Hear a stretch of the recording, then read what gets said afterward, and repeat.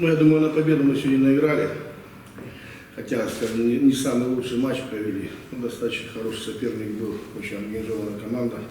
Радует, что мы у своих ворот практически ничего не стали сделать.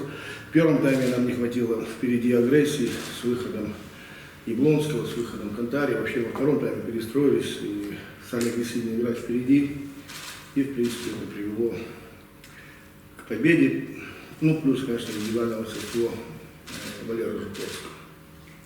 Поэтому, думаю, победа вполне заслужена. Структурно,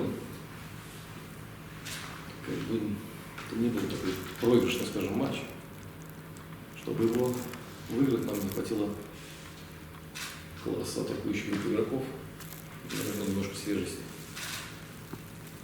Чтобы не проиграть элементарную дисциплину.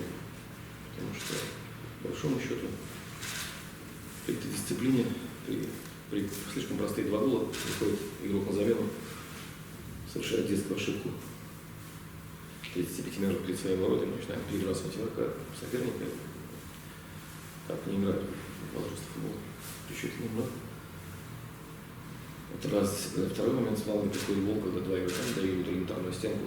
То есть, без ошибок голов не было, конечно, но не такие ошибки. Вот. Но, кроме того, очень много сил и эмоций ходит на разговоры друг с другом, со скамейкой. То есть я понимаю, что последний месяц попали в такую психологическую ситуацию тяжеловато, но честно. Как бы это уже на поле немножко сказывается. Поэтому результат такой, думаю, не проиграли мы в ситуации, если бы у нас все было гладко. Вот.